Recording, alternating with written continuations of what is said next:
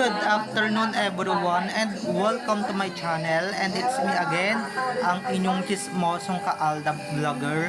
Gusto ko munang magpasalamat sa inyong lahat sa mga walang sawa na tumatangkilik, nanonood, sumusuport at sumusubaybay ng mga content ko here on my YouTube channel. Huwag ninyong babaktawan o lalaktawan tong ating content ngayong araw. I'm sure na hindi ninyo pagsisisihan na pinanood nyo ito mula umpisa hanggang hulihan. And syempre, wag kayong mag-i-skip ng segment, okay? Dahil very interesting to at pwede ninyong i-share sa lahat ng mga social media platforms ninyo kung maaari. So, ito na, dumako na tayo sa ating main topic for today's video. Sigaw ng taong bayan, ibalik na yung Aldab at ikulong na si Mr. Spotted. So, ito na guys, watch this. Mamaya ipapaliwanag sa inyo ng bombo. So, ito na guys, so watch this.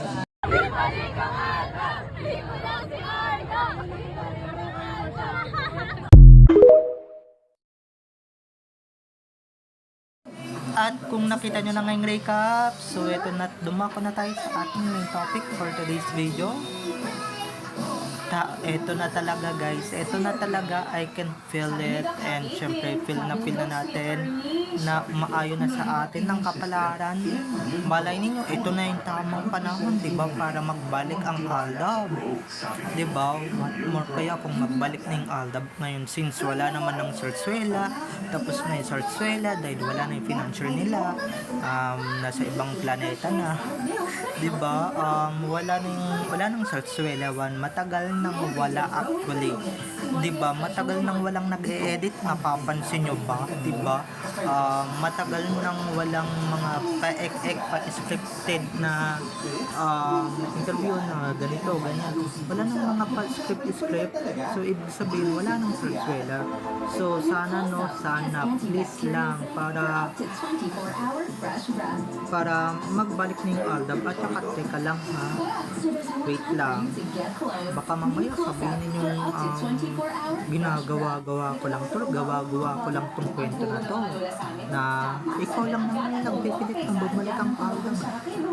Nik-nik nyo guys, sila na mismo yung mga taong nagdarali na yan, bukod sa ikulong na yung dapat makulong na dapat din sa Sarsuela or leading lady din sa Sarsuela, talagang yun din ang sigaw ng taong bayan, na ibalik na yung Aldab. Okay, ibalik na yung Aldab. Para naman sa ganun, diba?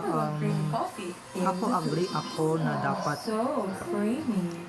ibalik na talaga yung Aldab, ibalik na talaga yung tambalang Aldab. Kasi, diba, ba't nung nawala yung tambalang Aldab, nagkanda leche-leche yung mga shows, and syempre yung mga careers nila, lalo na diba, lalo yung pangalan nila, nadudumihan lalo, diba, nadudumihan na yung pagkatao niya, syempre yung pangalan niya, syempre yung dignidad niya na matagal niyang pinotektahan, tapos ngayon dudumihan lang ng isang Mr. Spotted na punong-puno naman ng kasalanan at gagawa talaga ng kasalanan, diba?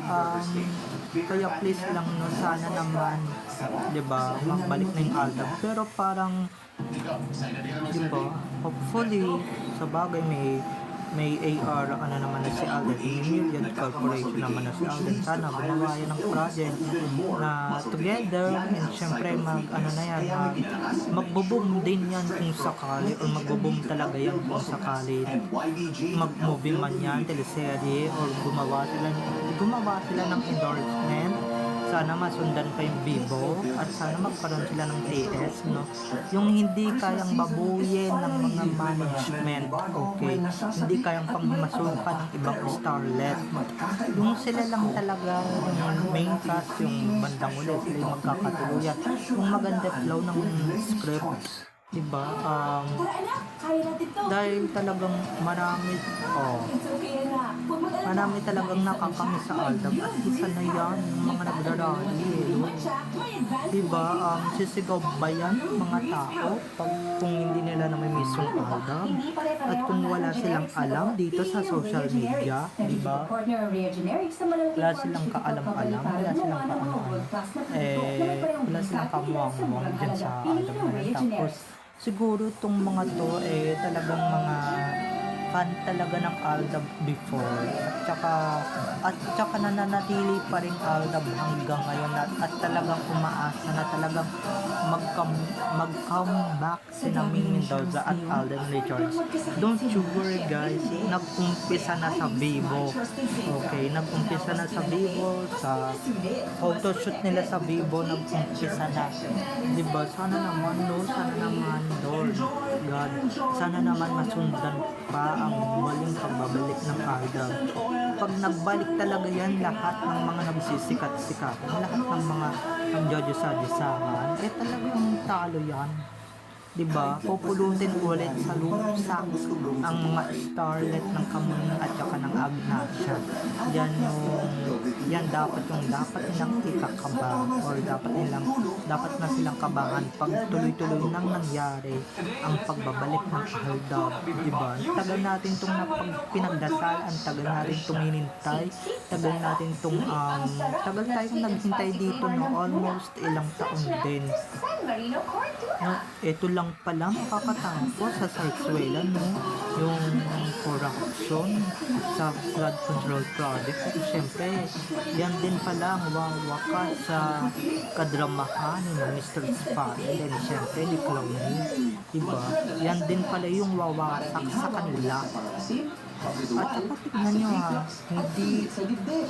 hindi talaga tayo nag-i-invento ng kwento dito guys, dahil buong taong bayan na lahat ng yan, kahit nasabihin ninyong iilang daan lang yan na sumisigaw ng Aldab dyan sa rally, ay nako basta sumisigaw pa rin yan sa rally guys na ibalik ang Aldab at yan din talaga ang gusto ng karamihan kasi aminin na natin diba, nung nawala yung Aldab, nawala yung pinaghiwalay sila, diba? Talagang humina talaga ang buong showbiz industry. Aminin man natin o sa hindi, diba? Humina din yung mga endorsement. Humina din yung mga ganito, ganyan. Huwag ninyong ipalusot na may Netflix na, may ganito, may ganyan. Kasi iisa lang naman ang gusto ng mga taong bayan, diba? Aldab, Alden and May. Lalo na siguro kung yung Aldab Nation yung viewer nyo, di ba? Tapos iba'y pagduduldulan ninyo sa mga viewers nyo na ibang starlet na hindi naman nila gusto or hindi naman nila bet na panoorin, hindi naman nila type panoorin, di ba? Kung sino talaga yung bumebenta or nagiging kunwari pagkain, kung ano talaga yung mabentang pagkain, hindi talaga pagsasawaan. Tignan ninyo 10 years na nakalipas buwat nung first pagkikita ng Aldab hanggang ngayon marami pa rin naghahanap hanggang sa nagkasarsuela 7 years ago, 8 years ago, diba?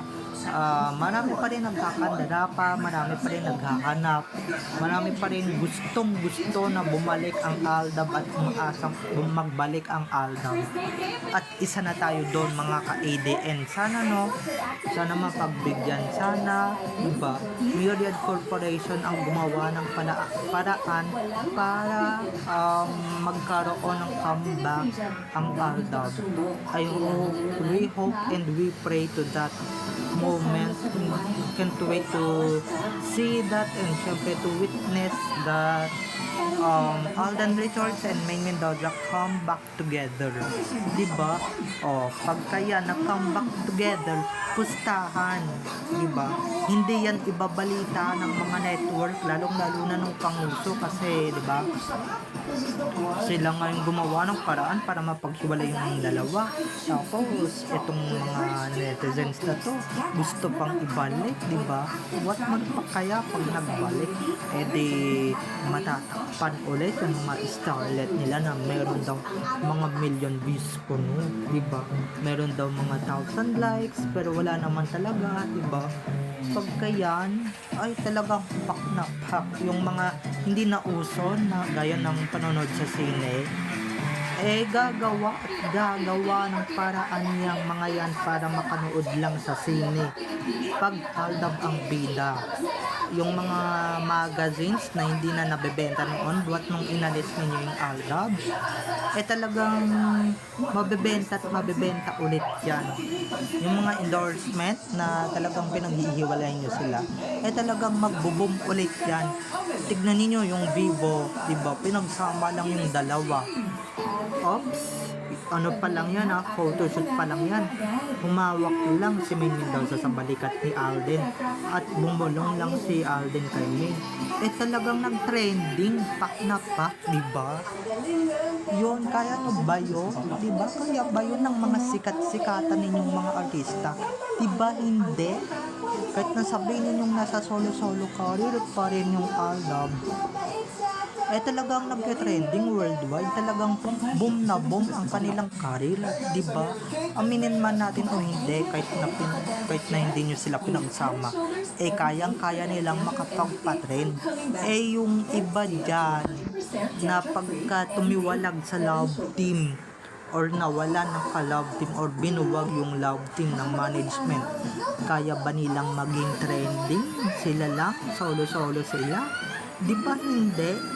Oh, so anong pinagmamalaki ninyo? Huwag nyo kaming pagmalakihan, huwag nyo kaming yabangan na kunwari sikat ako, ganyan, dami ninyong endorsement. Madami kayong endorsement, talaga ba? Iisa? Diba? Hindi kayo ni na Alden at Main, kahit nang sabihin yung Alden at Main, kahit nasabihin ninyong individuals, sila pa rin ang habol-habol ng mga endorsement. Sila pa rin ang hinahabol ng mga gusto silang kunin bilang endorser, bilang endorser ng kanilang produkto, ng kanilang kumpanya, di ba? Sa kanila pa rin nakikipag-deal ang kanilang mga endorsements. So, wawa naman yung ibang artista. Ngayon na nga na pinaghiwalay yung aldab, hindi pa rin sila napapansin, hindi pa rin sila nagiging famous. What pa kaya pag kasi Main Mendoza at Alden Richards is nag-come back together, diba? Nagsama sa iisang endorsement, gumawa ng commercial together gaya ng dati, magsama sa iisang event, eh talagang dudumugin yan ang sambayan ng Pilipino. Diba? Dudumugin yan ng milyon-milyong ADN. Yung akala ninyong patay ng ADN, nagkakamali kayo. Buhay pa rin ang Aldab Nation. Yan yung tatandaan ninyo. Na once na pagka bumalik ang Aldab or nagbalik na ang tambalang Alden at Main, eh talagang mabubuhay at mabubuhay ulit yan. Mabubuhay ulit ang mga natutulog nilang dugo, ang mga natutulog nilang diwa, mabubuhay ulit yan. Dahil kung ako sa inyo, diba, yung mga bumaligtad dyan, bahala kayo, diba? Nasa huli din naman yung pagsisisi, diba? Nasa huli din naman, basta kami, yung mga nagstay, eh talagang stay grounded and grounded, grind lang ng grind, mga ka-EDN, diba? Nasa atin pa rin ang huling halakhak, diba? Malapit na yan at can't wait na ano na ulit ang Aldab, magbalik na ulit sila, kundi yung mga sikat-sikatan ng celebrities ngayon, takubiyang mga yan, diba? Mawawala yung mga kayabangan nila na kunwari nagte-trending sila, 1,000 likes sila sa TikTok, 1,000 likes sila sa Facebook, Instagram, Twitter, eh kakapraso nga ng mga naglalike sa inyo, hindi nga kayo napag-uusapan, hindi nga kayo trending kasi sasabihin ninyo sikat. Ang talagang sikat gaya ni na Alden at Main na kahit na maghiwalay, eh talagang talagang pinag-uusapan worldwide, di ba? So, babay na mga ka-ADN. I love you all. Have a nice day. Keep safe and God bless everyone.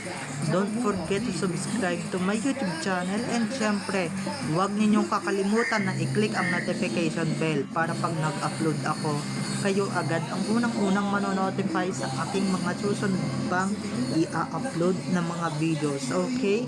So, bye-bye na mga ka-ADN. I love you all. Have a nice day. Keep safe and God bless everyone. Bye-bye. I love you all.